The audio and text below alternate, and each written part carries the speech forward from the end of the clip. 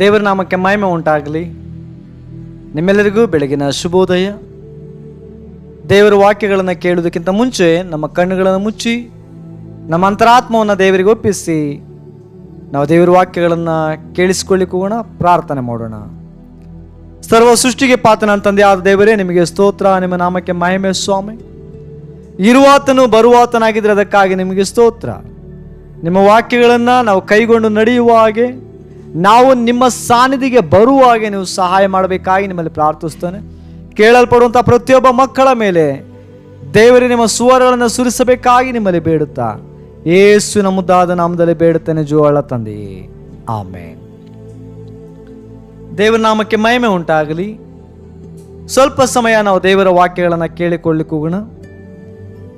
ಯಾಕೋಬನು ಬರೆದ ಪತ್ರಿಕೆ 4ನೇ ಅಧ್ಯಾಯ 8ನೇ ವಚನದಲ್ಲಿ ಒಂದು ಭಾಗವನ್ನು ತೆಗೆದುಕೊಂಡು ನಾವು ದೇವರ ವಾಕ್ಯವನ್ನು ಧ್ಯಾನ ಮಾಡಿಕೊಳ್ಳಿಕ್ಕೆ ಹೋಗೋಣ. ಈ ರೀತಿಯಾಗಿ ವಾಕ್ಯವು ಬರೆಯಲ್ಪಡ್ತಾ ಇದೆ. ದೇವರ ಸಮೀಪಕ್ಕೆ ಬನ್ನಿರಿ, ಆಗ ಆತನು ನಿಮ್ಮ ಸಮೀಪಕ್ಕೆ ಬರುವನು ಎಂಬುದಾಗಿ ದೇವರ ವಾಕ್ಯದಲ್ಲಿ ಬರೆಯಲ್ಪಡ್ತಾ ಇದೆ. ದೇವರು ನಮ್ಮನ್ನು ಆಹ್ವಾನಿಸ್ತಾ ಇದ್ದಾರೆ. ನೀವು ದೇವರ ಸಮೀಪಕ್ಕೆ ಬನ್ನಿರಿ, ನನ್ನ ಬಳಿಗೆ ಬನ್ನಿರಿ. ನನ್ನ ಬಳಿಗೆ ಬಂದರೆ ನಾನು ನಿಮ್ಮ ಬಳಿಗೆ ಬರ್ತಾನೆ ಎಂಬುದಾಗಿ ದೇವರ ವಾಕ್ಯ ಹೇಳ್ತಾ ಇರುವಂಥದ್ದನ್ನು ನಾವು ನೋಡ್ತೇವೆ. ನಾನು ನಿಮ್ಮ ಸಮೀಪಕ್ಕೆ ಬರ್ತಾನೆ ಎಂಬುದಾಗಿ ದೇವರ ವಾಕ್ಯದಲ್ಲಿ ನಾವು ನೋಡ್ತೇವೆ. ಒಂದು ವೇಳೆ ಯಾರಾದರೂ ನಮ್ಮ ಮನೆಗೆ ಬಂದು ಮದುವೆಗೋ ನಾಮಕರಣಕ್ಕೋ ಬಂದು ನಮ್ಮನ್ನು ಆಹ್ವಾನಿಸುವಾಗ ಅವರು ಹೇಳ್ತಾರೆ, ನೀವು ನಮ್ಮ ಮದುವೆಗೆ ಬನ್ನಿರಿ, ನೀವು ನಮ್ಮ ಪ್ರೋಗ್ರಾಮ್ಗೆ ಬನ್ನಿರಿ ಎಂಬುದಾಗಿ ಆಹ್ವಾನಿಸುವಂಥದ್ದನ್ನು ನೋಡ್ತೇವೆ. ಯಾವಾಗ ಆಹ್ವಾನವನ್ನು ಕೊಡ್ತಾರೋ ನಾವು ಉತ್ತಮವಾಗಿ ರೆಡಿಯಾಗಿ ಅವರ ಕಾರ್ಯಕ್ರಮಕ್ಕೆ ಭೇಟಿಯಾಗೋದಕ್ಕೆ ನಾವು ಸಿದ್ಧರಾಗಿ ನಾವು ಹೋಗ್ತೇವೆ. ಇಲ್ಲಿ ದೇವದಾಸರ ಮುಖಾಂತರವಾಗಿ ಈ ರೀತಿಯಾಗಿ ಹೇಳ್ತಾ ಇರುವಂಥದ್ದನ್ನು ನೋಡ್ತೇವೆ. ನೀವು ದೇವರ ಸಮೀಪಕ್ಕೆ ಬನ್ನಿರಿ, ಆಗ ಆತನು ನಿಮ್ಮ ಸಮೀಪಕ್ಕೆ ಬರ್ತಾರೆ ಎಂಬುದಾಗಿ ದೇವರ ವಾಕ್ಯದಲ್ಲಿ ನೋಡ್ತೇವೆ. ಇವತ್ತು ಎಷ್ಟೋ ಜನ ದೇವರ ಸಮೀಪಕ್ಕೆ ಬರ್ತಾ ಇಲ್ಲ. ಎಷ್ಟೋ ಜನ ಸಬ್ಬ ದಿನದಲ್ಲಿ ಆಲಯಕ್ಕೆ ಬರ್ತಾ ಇಲ್ಲ. ಎಷ್ಟೋ ಜನರು ಬ್ಯುಸಿಯಾಗಿ ಹೊತ್ತು ತೊಡಗ್ತಾ ಇರುವಂಥದ್ದನ್ನು ನಾನು ನೋಡ್ತೇವೆ.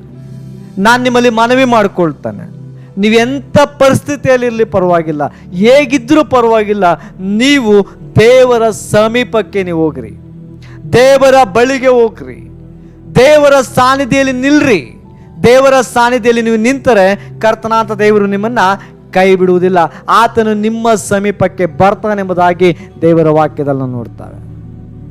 ದೇವರು ನಮ್ಮ ಸಮೀಪಕ್ಕೆ ಬಂದರೆ ಯಾವ ರೀತಿ ಆಶೀರ್ವಾದ ನಮಗೆ ಇರ್ತದೆ ಅನ್ನುವಂಥದ್ದು ಅನೇಕ ಜನ ದೇವರು ನಂಬಿದಂಥವ್ರಿಗೆ ಗೊತ್ತು. ಆದರೂ ಸಹ ನಾವು ದೇವರ ಸಮೀಪಕ್ಕೆ ಹೋಗೋದಕ್ಕೆ ಕೆಲವು ಸಾರಿ ಹಿಂಜರಿಯುತ್ತೇವೆ. ಕೆಲವು ಸಾರಿ ನಮ್ಮ ಕೆಲಸದ ಒತ್ತಡಗಳಿಂದ ನಾವು ದೇವರ ಬಳಿಗೆ ಹೋಗೋದಕ್ಕೆ ಆಗ್ತಾ ಇಲ್ಲ. ಕೆಲವು ಸಾರಿ ನಮ್ಮ ಕಂಪನಿಗಳು ರಜೆ ಕೊಡದೆ ನಾವು ದೇವರ ಬಳಿಗೆ ಹೋಗೋದಕ್ಕೆ ಆಗ್ತಾ ಇಲ್ಲ. ಕೆಲವು ಸಾರಿ ನಾವು ಬಿಸಿನೆಸ್ಸಿನ ಒತ್ತಡದಿಂದ, ಬಿಸಿನೆಸ್ಸಿನ ಕಾರ್ಯಕ್ರಮಗಳಿಂದ ದೇವರ ಬಳಿಗೆ ಹೋಗೋದಕ್ಕೆ ಸಾಧ್ಯವಾಗ್ತಾ ಇಲ್ಲ. ಕೆಲವು ಸಾರಿ ನಮ್ಮ ಪಾಪಗಳಿಂದ ನಾವು ದೇವರ ಬಳಿಗೆ ಹೋಗೋದಕ್ಕೆ ಆಗೋದಿಲ್ಲ.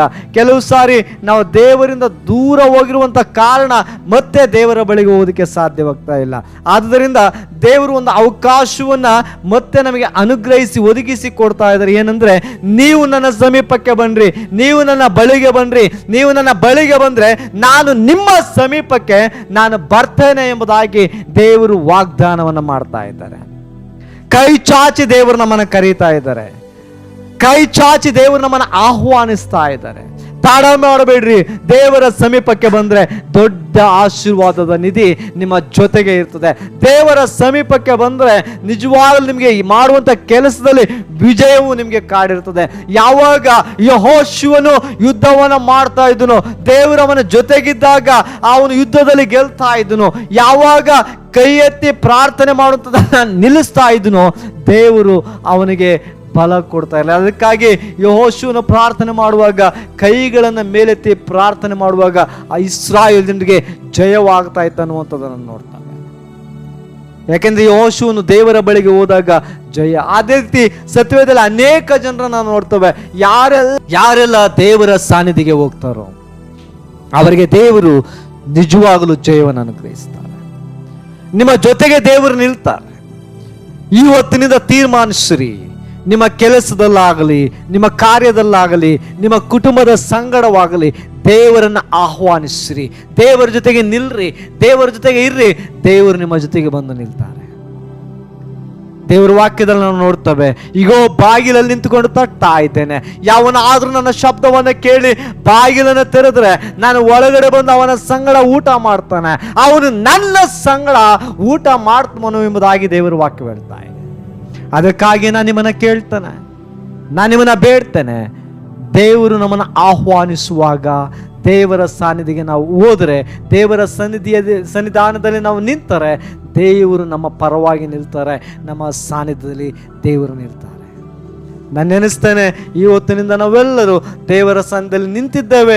ನಿಂತಿಲ್ಲ ಅಂತಲ್ಲ ನನ್ನ ವಾದ, ನಿಂತಿಲ್ಲ ಅಂತಲ್ಲ ನನ್ನ ಪ್ರಶ್ನೆ. ಇನ್ನೂ ಸ್ವಲ್ಪ ಹೆಚ್ಚಾಗಿ ನಾವು ನಿಂತರೆ, ಇನ್ನೂ ಸ್ವಲ್ಪ ಹೆಚ್ಚಾಗಿ ಆಶೀರ್ವಾದಕ್ಕೆ ನಾವು ಪಾತ್ರವಾಗ್ತೀವಿ ಅನ್ನುವಂಥದ್ದು ನನ್ನ ಕಳಕಳಿಯ ಮನವಿ. ಹಾಗಾಗಿ ನೀವೆಲ್ಲರೂ ದೇವರ ಸನ್ನಿಧಿಗೆ ಬಂದು ನಿಂತು ಆಶೀರ್ವಾದಕ್ಕೆ ಪಾತ್ರವಾಗಬೇಕಾಗಿ ನಾನು ನಿಮ್ಮನ್ನು ಕೇಳ್ಕೊಳ್ತೇನೆ, ನಿಮ್ಮ ಸಾನ್ನಿಧ್ಯದಲ್ಲಿ ಮನವಿ ಮಾಡ್ತಾನೆ. ಇವತ್ತು ದೇವರು ನಿಮ್ಮನ್ನ ವಾಕ್ಯಗಳ ಮುಖಾಂತರ ಆಶೀರ್ವಾದ ಮಾಡಲಿ. ಆಮೇನ್. ಪ್ರಾರ್ಥನೆ ಮಾಡೋಣ. ಸರ್ವ ಸೃಷ್ಟಿಗೆ ಪಾತ್ರನಂತ ದೇವರೇ, ಸರ್ವ ವ್ಯಾಪ್ತಿಯೇ ನಿಮಗೆ ಸ್ತೋತ್ರ. ಅಪ್ಪ, ನಿಮ್ಮ ವಾಕ್ಯದಲ್ಲಿ ಹೇಳಿದಾಗೆ ನಾವು ನಿಮ್ಮ ಸಮೀಪಕ್ಕೆ ಬರ್ತಾ ಇದ್ದೇವೆ, ನಿಮ್ಮ ಸಮೀಪಕ್ಕೆ ಬರ್ತಾ ಇದ್ದೇವೆ. ಅಪ್ಪ, ನಮ್ಮನ್ನು ಆಶೀರ್ವಾದಿಸ್ರಿ, ನಮ್ಮನ್ನ ಬಲಪಡಿಸ್ರಿ. ನಮ್ಮನ್ನ ದೇವರೇ ನೀವು ನಿರಂತರವಾಗಿ ಕಾಪಾಡಬೇಕಾಗಿ ನಿಮ್ಮಲ್ಲಿ ಬೇಡುತ್ತೇನೆ. ಕೇಳುವಂತ ಎಲ್ಲ ನಿಮ್ಮ ಮಕ್ಕಳ ಜೊತೆ ನೀವು ನೆಲೆಗೊಂಡಿರಬೇಕಾಗಿ ನಿಮ್ಮಲ್ಲಿ ಬೇಡುತ್ತಾ ಯೇಸುವಿನ ನಾಮದಲ್ಲಿ ಪ್ರಾರ್ಥಿಸ್ತೇನೆ, ಜೀವವುಳ್ಳ ತಂದೆಯೇ. ಆಮೇನ್, ಆಮೇನ್. ದೇವರು ನಿಮ್ಮನ್ನು ಆಶೀರ್ವದಿಸಲಿ. ಆಮೇನ್.